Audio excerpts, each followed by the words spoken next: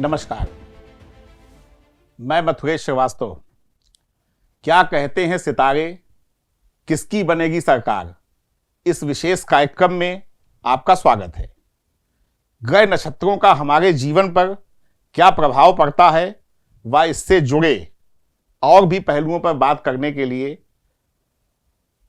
आज हमारे स्टूडियो में प्रकांड विद्वान एवं ज्योतिर्विद श्री लोकेन्द्र चतुर्वेदी जी उपस्थित हैं। गुरु जी, आज इस कार्यक्रम में आपका स्वागत है। धन्यवाद। आज हम इस कार्यक्रम में विशेष रूप से गुरु जी से ग्रह नक्षत्रों के विषय में बात करेंगे कि उसका मनुष्य के जीवन पे क्या असर पड़ता है, राजनीतिक दलों पे, देश प्रदेश पे इसका क्या प्रभाव पड़ता है। गुरु जी, सबसे बड़ा सवाल ये है, ज्योतिष को लेके तमाम तरह की जो है धारणा है जी। तो सबसे पहले हमें आप ये बताएं कि ज्योतिष विज्ञान क्या है। ओम नमो नारायणाय। ज्योतिष विज्ञान वस्तुतः भविष्य को प्रकाशित करने वाला विज्ञान है जी। और भविष्य को कैसे प्रकाशित किया जाए उसके लिए ज्योतिष शास्त्र में ग्रहों की, नक्षत्रों की, राशियों की, उनके योगों की, उनकी आपसे दृष्टि, मित्रता, शत्रुता आदि संबंधों के बारे में बताया गया है और इसी संबंध से ही भविष्य में होने वाली शुभ अशुभ घटनाओं का सूत्रपात होता है। जी जी। ग्रहों की जो स्थिति है क्या मनुष्यों पर कोई प्रभाव डालती है गुरु जी? बिल्कुल बिल्कुल। ग्रहों की स्थिति का मनुष्य पर बहुत प्रभाव पड़ता है। इसके लिए ज्योतिष शास्त्र में एक वाक्य कहा गया है, जीवानाम कर्म फल दो ग्रह रूपी जनार्दन, अर्थात भगवान ने मनुष्यों को उनका कर्म फल प्रदान करने के लिए ग्रह रूपी अपने अंश से ग्रह रूपी अवतार ग्रहण किया है जी। और वह मनुष्यों द्वारा किए गए शुभ अशुभ कर्म का फल प्रदान करते हैं। इसलिए मनुष्यों पर इसका सीधा प्रभाव पड़ता है।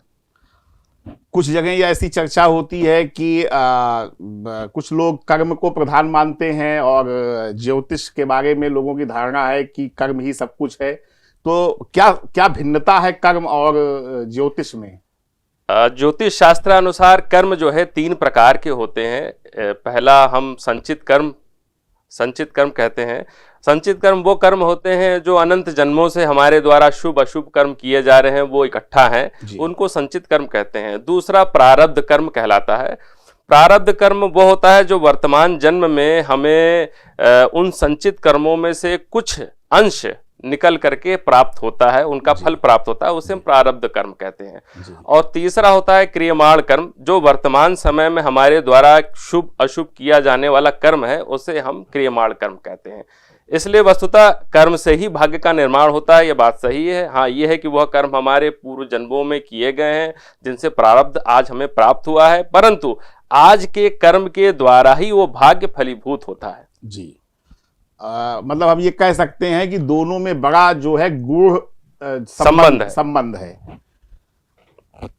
एक विषय और हम लोग जानना चाहते हैं कि ग्रहों की स्थिति का प्रभाव क्या देश में, प्रदेश में, वहां में रहने वाले लोगों के ऊपर, वहां हो रही घटनाओं के ऊपर इसका क्या प्रभाव पड़ता है?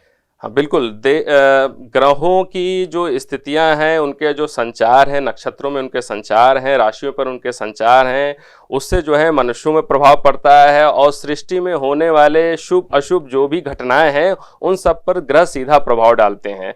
और ये चूंकि ये भगवान के अंश से ये ग्रह जो है फल प्रदान करते हैं, इसलिए जो है ये समस्त विश्व पर अपना प्रभाव छोड़ते हैं। जी। तो हम ये मान सकते हैं कि हमारे प्रत्यक्ष अप्रत्यक्ष जो भी चीजें हैं वो कहीं ना कहीं से ग्रह नक्षत्रों से वो नियंत्रित हो रही है, प्रभावित और नियंत्रित हो रही है। बिल्कुल ठीक है गुरु जी, आज जिस विषय में हम लोगों ने इस कार्यक्रम का आयोजन किया था कि हमारे उत्तर प्रदेश सहित 5 राज्यों में चुनाव हो गए हैं, तो उत्तर प्रदेश की कुंडली या यहाँ के राजनीतिक दलों की जो कुंडली है और उसके नेताओं की कुंडली है, तो इसका अध्ययन करके कैसे हम इस बात का आकलन या अनुमान लगा सकते हैं कि किस दल की सरकार बनेगी, कौन सत्ता के करीब होगा या किसकी प्रबल संभावनाएं हैं या मिलीजुली सरकार बनेगी। तो क्या इसका ज्योतिष के आधार पे हम लोग इसकी गणना, इसका आकलन हम कर सकते हैं? जी बिल्कुल बिल्कुल। जो भी दल जिस भी समय या जिस भी वर्ष में स्थापित हुआ है, स्थापना हुई है, उसी समय के आधार पे उनकी कुंडली बनती है और उसी कुंडली के आधार पे हम दल में होने वाली उथल पथल, उनकी सफलता असफलता, जन समर्थन और उनकी स्पर्धा में जीत या पराजय या जो है किसी प्रकार की घटनाओं को हम उसी कुंडली के आधार पर विवेचन करते हैं। जी जी। तो वर्तमान में प्रदेश के अंदर अभी 5 वर्ष की योगी सरकार रही है और प्रमुख रूप से अगर हम देखें कांग्रेस के साथ आम आदमी party, Bahujan Samaj party, Bharatiya Janata party के साथ सपा मैदान में है। तो सबसे पहले बात करते हैं कांग्रेस की। दशकों तक कांग्रेस सरकार का उत्तर प्रदेश में शासन रहा है, केंद्र में सरकार रही है। ऐसे में जो कांग्रेस पार्टी की कुंडली है, अगर हम उसको देखें, क्योंकि कोई नेता तो सामने है नहीं, प्रियंका जी का चेहरा सामने है, लेकिन अभी किसी को मुख्यमंत्री के रूप में प्रोजेक्ट नहीं किया है, तो ऐसी दशा में अगर कांग्रेस की कुंडली को हम देखें तो कांग्रेस की कुंडली क्या कहती है? हाँ, कांग्रेस पार्टी की स्थापना वर्ष की कुंडली के आधार पर जो है उसमें होने वाली गतिविधियों का आकलन किया जा सकता है। तो जो प्राप्त कुंडली है उसमें हमें मीन लग्न की कुंडली प्राप्त होती है और मीन लग्न में केतु विराजमान है जी, और चतुर्थ भाव में जो है गुरु विराजमान है वक्री होकर के, और पंचम भाव में मंगल नीच राशि के विराजमान है जी, और षष्ठ भाव में शनि विराजमान है, और राहु और चंद्रमा जो है सप्तम भाव में विराजमान है जी, और नवम भाव में बुध विराजमान है, और सूर्य और शुक्र दशम भाव में विराजमान है, और यह जो है कन्या राशि की कुंडली प्राप्त होती है। और वर्तमान समय में गुरु की महादशा चल रही है, और गुरु की महादशा का जो है इस समय मंगल की अंतर्दशा चल रही है, और शास्त्रानुसार जो है लग्नेश दशमेश गुरु वक्री होकर के चतुर्थ भाव में स्थित है, और वह जो है सूर्य और शुक्र उसको देख रहे हैं, दृष्टिपात कर रहे हैं। और शास्त्रानुसार जो है वक्री ग्रह की दशा जो है विग्रहवाद को, आलोचनाओं को जन्म देती है, और संगठन के अंदर जो है बहुत से भेद मतभेद जो है उत्पन्न करती है, और संघर्षों का दौर रहता है। और अष्टमेश शुक्र होकर के जो है गुरु को दृष्टिपात कर रहा है, ये भी जो है अवरोध को बताता है। इसलिए यह मोटे तौर पे कहा जा सकता है कि कांग्रेस पार्टी का समय इस समय संघर्षों भरा चल रहा है, और ये अभी चलेगा। और इसमें जो है विग्रहवाद की स्थितियां हैं, आपसी मतभेद बनेंगे, कांग्रेस पार्टी में आपसी मतभेद भी रहेंगे, संगठन में आपसी मतभेद भी चलेगा, और इसमें जो है आरोप प्रत्यारोप भी रहेंगे, और काफी संघर्षों का दौर चलेगा, और जनता का मन खिन्न रहेगा जी। ये स्थितियां जो है कांग्रेस पार्टी की कुंडली से अवगत होती है। तो क्या इस तरह के ग्रह दशा होने का, इस तरह के जो प्रतिकूल प्रभाव होते, उसका कोई उपाय भी किया जा सकता है? हाँ, उपाय होता है, यदि इसको सही समय पे किया जाए तो इसका उपाय भी होता है। लेकिन कुछ उपाय तो कुछ स्थितियां ऐसी होती हैं जो कि स्थिर होती है, जिनमें उपाय नहीं किया जा सकता, उसका वो दौर पार ही करना पड़ता है जी। तो इसमें ये स्थितियां विद्यमान है कि ये चीज रहेंगी ही इसमें जी। इसी प्रकार से तो हम ये कह सकते हैं कि अभी कांग्रेस के लिए जो वर्तमान समय है वो बड़ा अनुकूल नहीं है, अभी अनुकूल नहीं, अभी बड़ा अनुकूल नहीं है, उनको संघर्षों का सामना करना पड़ेगा, और प्रतिकूलता उसमें ज्यादा रहेंगी। तो गुरुजी, अगली पार्टी जो आम आदमी पार्टी है, जिसके केजरीवाल जी जो है अध्यक्ष हैं और दिल्ली के मुख्यमंत्री हैं, और उन्होंने भी पंजाब के चुनावों के सहित उत्तर प्रदेश में भी वो जोर आजमाइश कर रहे हैं। संजय सिंह उत्तर प्रदेश के जो है वो प्रभारी हैं, और उन्होंने पूरे प्रदेश में सभी विधानसभाओं पे चुनाव लड़ाने का उन्होंने ऐलान किया है, और प्रत्याशी भी घोषित कर दिए हैं। तो ऐसे में अगर हम यहाँ पे भी मुख्यमंत्री का चेहरा सामने नहीं है, किसी की घोषणा नहीं हुई है, तो ऐसे में हम आम आदमी पार्टी की जो कुंडली है उसके आधार पे गुरुजी आप बताएं दर्शकों को, और कि क्या स्थिति है जी। आम आदमी की जो कुंडली हमें प्राप्त होती है वो मकर लग्न की कुंडली है, और मेष राशि की है, और उसमें जो है मकर लग्न का स्वामी शनि दशम भाव में उच्च होकर विराजमान है, और चतुर्थ भाव में चंद्रमा विराजमान है, पंचम भाव में गुरु और केतु विराजमान है, और दशम भाव में बुध शुक्र शनि के साथ विराजमान है, लाभ भाव यानी एकादश भाव में सूर्य और राहु विराजमान है और मंगल द्वादश भाव में विराजमान है। और वर्तमान समय में ये शुक्र की महादशा चल रही है और ज्योतिष शास्त्र अनुसार जो है शुक्र पंचमेश और दशमेश होकर राजयोग कारक है, इसलिए आम आदमी पार्टी के लिए दशा बहुत कुछ प्रदान करने वाली है जी। इसलिए ग्रह दशा के हिसाब से इस समय आम आदमी पार्टी के विस्तार का समय है और निश्चय ही इसको जनता का कुछ समर्थन प्राप्त होगा। और वर्तमान समय में शुक्र की महादशा में गुरु की अंतर्दशा चल रही है और इस समय जो है गुरु पंचम भाव में विराजमान है केतु के साथ और सूर्य और राहु की उस पर दृष्टि भी पड़ रही है।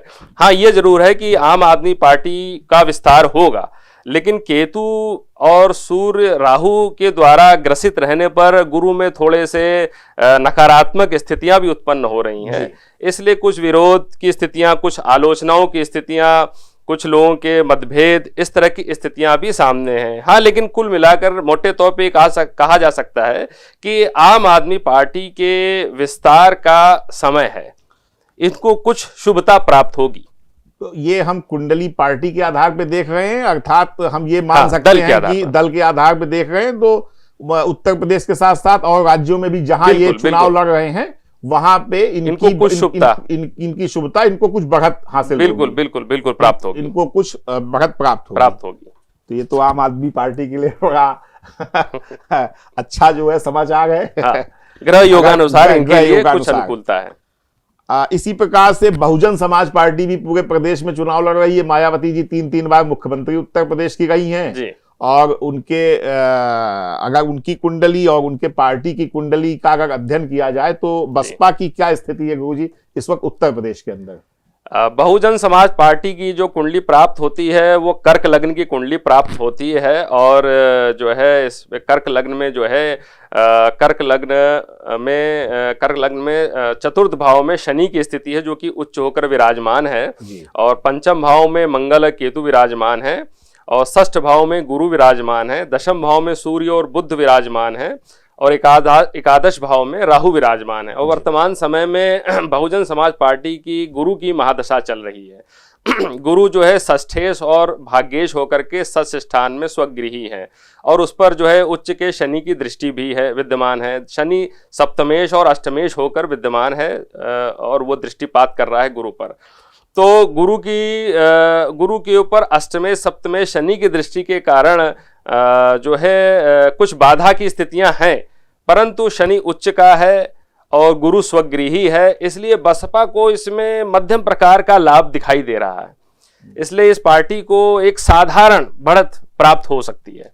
मतलब पिछली बार जो स्थितियां बसपा की थी उससे कुछ बसपा जो है कुछ शुभता प्राप्त प्रदेश में कुछ बसपा मजबूत होगी। बिल्कुल। बहुत संभावनाएं नहीं है। पिछली बार के प्रदर्शन से इस बार के प्रदर्शन में बहुत अल्प लाभ की संभावना है। बिल्कुल अल्प लाभ की संभावनाएं है। अल्प बढ़त है। गुरु में शनि की अंतर्दशा चल रही है और शनि जो है उच्च का होकर विद्यमान है और गुरु को दृष्टिपात कर रहा है, इसलिए अल्प लाभ की संभावनाएं हैं। ठीक है गुरु जी। और मायावती की जो हमें कुंडली प्राप्त होती है वो कर्क लग्न की प्राप्त होती है और मकर राशि की प्राप्त होती है और द्वितीय भाव में सिंह राशि का गुरु विद्यमान है, पंचम भाव में मंगल राहु शनि की युतियां हैं और सप्तम भाव में चंद्र सूर्य और बुध विद्यमान है, अष्टम भाव में शुक्र विद्यमान है और एकादश भाव में केतु विद्यमान है जी। और वर्तमान समय में बुध की महादशा चल रही है मायावती की जी। और जो है अगर इस समय की स्थितियां देखी जाए वर्तमान समय में तो बुध इनका जो है अकारक हो करके सप्तम भाव में विद्यमान है और बुध की महादशा में मंगल की अंतर्दशा चल रही है और मंगल इनका योग कारक है और मंगल जो है पंचम भाव में अपनी राशि में विराजमान है और ये भी कहा जा सकता है कि हाँ अकारक दशा है, बहुत कुछ विशेष लाभ इनको नहीं प्रदान होगा, लेकिन जो है योग कारक मंगल की दशा है इसलिए इनको अल्प लाभ प्राप्त होता है। इनकी भी कुंडली यही कहती है कि बहुत अल्प लाभ इनको प्राप्त होता है। बसपा की और मायावती की कुंडली दोनों का जो संकेत है बिल्कुल वो जो पिछला प्रदर्शन है उससे थोड़ा बढ़त के साथ है। ठीक है गुरु जी। अगली पार्टी हमारी भारतीय जनता पार्टी है, जिसने 5 वर्ष अपना जो है शासन किया है और उसका चेहरा भी सामने है। योगी आदित्यनाथ जो है 5 साल मुख्यमंत्री रहे हैं जी। और भारतीय जनता पार्टी की भी कुंडली आपके पास है। तो इन दोनों नेताओं का और भारतीय जनता पार्टी की कुंडली के आधार पे क्या संकेत दिखता है गुरुजी? सर्वप्रथम भारतीय जनता पार्टी की कुंडली का विश्लेषण करते हैं। मिथुन लग्न और जो है वृश्चिक राशि की भारतीय जनता पार्टी की कुंडली है जी। और तृतीय भाव में मंगल, शनि, गुरु, राहु विद्यमान है। षष्ठ भाव में चंद्रमा विद्यमान है नीच के होकर के जी। और एकादश नवम भाव में बुध और केतु विराजमान है और दशम भाव में सूर्य विराजमान है और द्वादश भाव में शुक्र विराजमान है जी। और वर्तमान समय में भारतीय जनता पार्टी की चंद्रमा की महादशा चल रही है और एक चंद्रमा वृश्चिक राशि नीच राशि में विद्यमान है और इनकी महादशा चल रही है। परंतु एक शुभ योग जो इसमें प्राप्त हो रहा है वो हो रहा है चंद्रमा का नीच भंग हो जाना। मंगल की ज्योतिष शास्त्र अनुसार जो है मंगल की दृष्टि चंद्रमा पर पड़ रही है, जिससे चंद्रमा नीच भंग राजयोग प्राप्त कर रहा है। इसलिए हम ये कह सकते हैं कि भारतीय जनता पार्टी के लिए इस समय संघर्षों के साथ, विरोधों के साथ जो है पार्टी में वृद्धि के संकेत है, जन समर्थन के संकेत प्राप्त हो रहे हैं। क्योंकि नीच की दशा जरूर है लेकिन नीच भंग हो जा रहा है। महादशा का नीच भंग हो जाना ये निश्चित ही इसको जो है संघर्षों के उपरांत सफलता प्रदान करता है।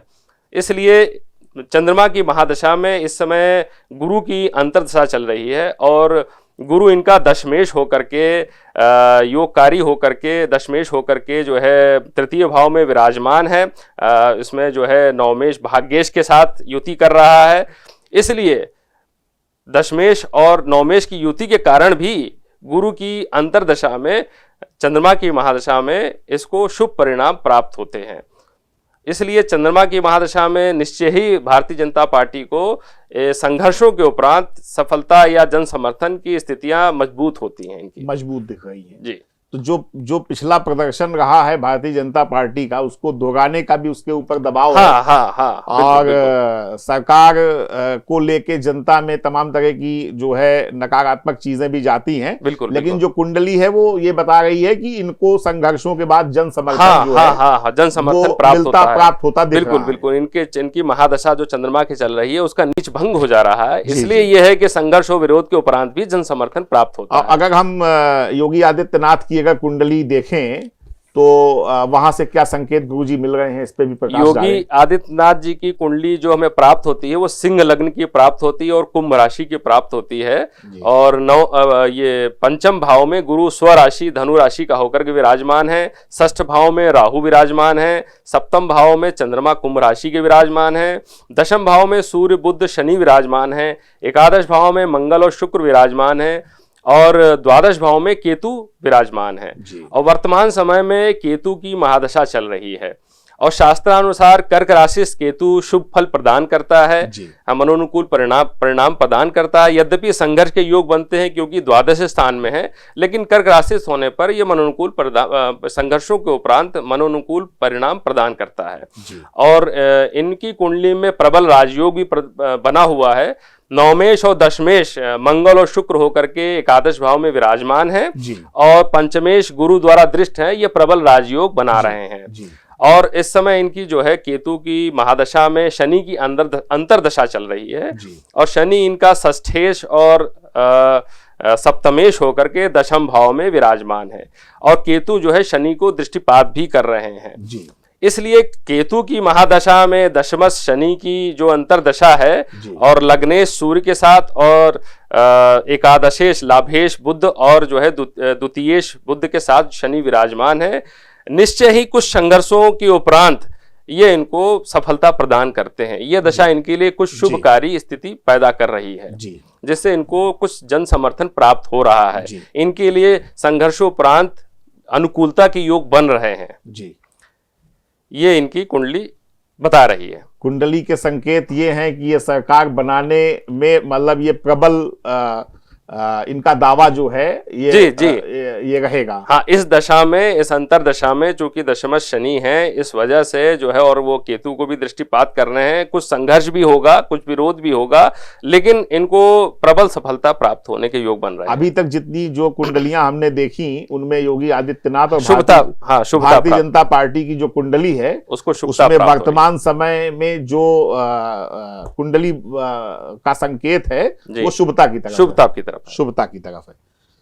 इसी प्रकार से एक हमारी समाजवादी पार्टी की भी जो है कुंडली पे कुछ प्रकाश गुरु जी डाले। अखिलेश जी उसके मुख्यमंत्री, पार्टी के अध्यक्ष भी हैं, मुख्यमंत्री रहे हैं, और मेरे ख्याल से दोनों कुंडलियां आपके पास उपलब्ध होंगी। तो सबसे पहले समाजवादी पार्टी की कुंडली और फिर अखिलेश यादव जी की कुंडली पे गुरु जी प्रकाश डालें कि इनका सत्ता की कितने निकट इनको आप कुंडली के आधार पे देखते हैं। जी।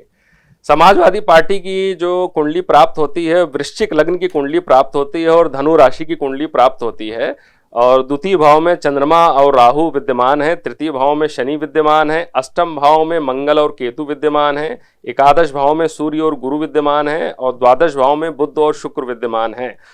और वर्तमान समय में समाजवादी पार्टी की राहु की दशा चल रही है, और इस समय राहु में गुरु का अंतर दशा प्रारंभ है, चल रहा है।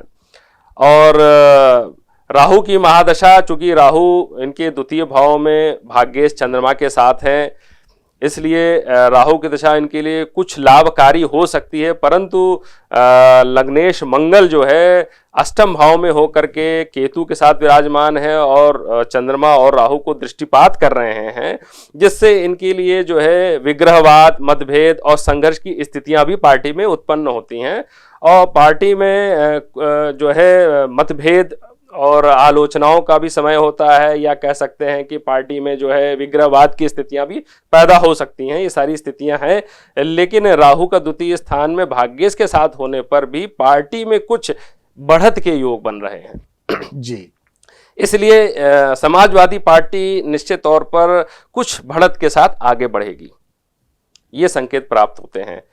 और अखिलेश यादव की कुंडली जो हमें प्राप्त होती है वो कन्या लग्न की प्राप्त होती है, और इसमें जो है मिथुन राशि की प्राप्त होती है, और चतुर्थ भाव में राहु विद्यमान है, पंचम भाव में गुरु नीच राशि के विद्यमान है, और सप्तम भाव में मंगल विद्यमान है, दशम भाव में सूर्य चंद्रमा शनि केतु के साथ विराजमान है, और एकादश भाव में बुध और शुक्र के साथ विराजमान है।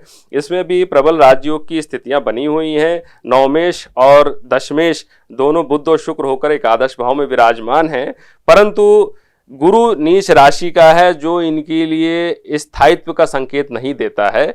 गुरु नीच राशि का होने के कारण इनमें उतार चढ़ाव के योग बने हुए हैं। ये सत्ता में या वैसे भी इनमें जिनके जीवन में उतार चढ़ाव के योग रहेंगे, स्थिरता प्रदान नहीं होती है।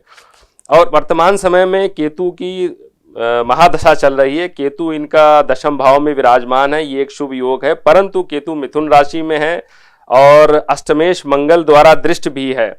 तो यह संकेत है कि ये केतु की दशा कुछ ऊहापोह या कुछ संकेत दे सकती है, लेकिन अंततः इसमें असफलता के ही योग बनते हैं, अवरोध के योग बनते हैं, विग्रहवाद के योग बनते हैं, कलह क्लेश के योग बनते हैं, और आलोचनाओं के योग बनते हैं।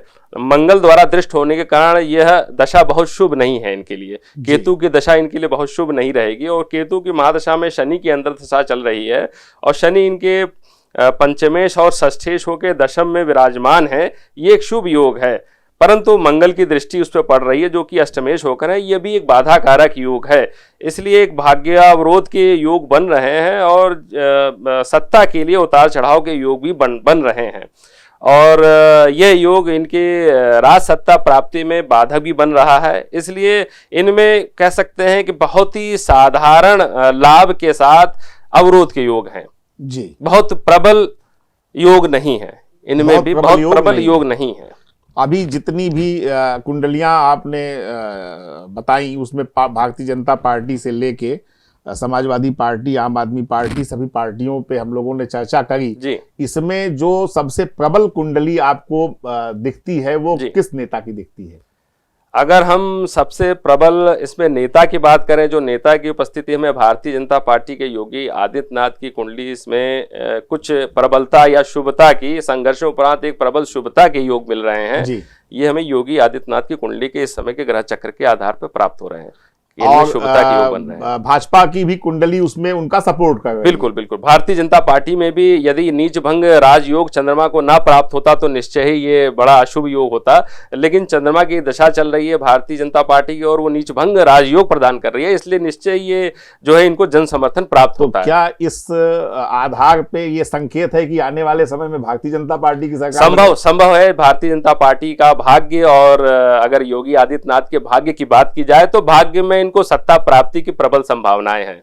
और आपने आम आदमी पार्टी के बारे में भी कहा है कि इनमें भी एक अल्प जो है संघर्षों के साथ अल्प बढ़त का संकेत है। बिल्कुल बिल्कुल, इनके लिए भी शुभ योग है, कुछ शुभ योग। बहुजन समाज पार्टी को भी जो है वो बहुत हल्का आपने जी संकेत किया है कि इनका वैसे ही रहेगा, थोड़ा बढ़त की संभावना है। जी। तो अब प्रमुख रूप से अगर हम देखें तो समाजवादी पार्टी और भारतीय जनता पार्टी बचते हैं, जिनमें जो है भारतीय जनता पार्टी की कुंडली और योगी आदित्यनाथ जी की कुंडली, ये दोनों जो है एक दूसरे के पूरक बन रहे हैं। जी बिल्कुल पूरक बन रहे हैं। इसलिए इसमें संघर्ष और विरोध के उपरांत भी जन समर्थन प्राप्त हो रहा है और ये शुभता का संकेत है। इनमें शुभता का संकेत मिलेगा। भारतीय जनता पार्टी का भाग्य और योगी आदित्यनाथ का भाग्य इस समय प्रबल है। तो इस विषय में ये चर्चा आपने विस्तार से सुनी और हमने कांग्रेस, आम आदमी party, Bahujan Samaj party, Bharatiya Janata party और समाजवादी पार्टियों की कुंडली के साथ साथ इनके जो चेहरे उत्तर प्रदेश के चुनाव में सामने थे उनकी कुंडली का भी अध्ययन किया। और जैसा गुरु जी का अध्ययन है, जो संकेत है, उसमें जो प्रबल योग दिख रहा है, सरकार सत्ता के करीब पहुंचने का जो संभावना दिख रही है, वो भारतीय जनता पार्टी की दिख रही है। क्योंकि योगी आदित्यनाथ की कुंडली और भारतीय जनता पार्टी की कुंडली दोनों में ऐसे संकेत हैं जो राजयोग की तरफ इशारा करते हैं। दूसरी तरफ समाजवादी पार्टी और अखिलेश यादव की कुंडली भी गुरुजी ने उसका अध्ययन किया। ये विश्लेषण गुरुजी ने कुंडली और ज्योतिष के आधार पे ये विश्लेषण दिया है कि भारतीय जनता पार्टी और योगी आदित्यनाथ सत्ता के निकट करीब जाते हुए दिखाई दे रहे हैं। लेकिन यह आने वाली 10 मार्च को ही तय हो सकेगा कि उत्तर प्रदेश के अंदर उत्तर प्रदेश की सत्ता पे कौन काबिज होता है। आज इस विशेष कार्यक्रम में गुरुजी ने अपना अमूल्य समय हमें दिया, इसके लिए हम उनके बहुत हृदय से आभारी हैं। गुरुजी, बहुत बहुत धन्यवाद आपका। धन्यवाद।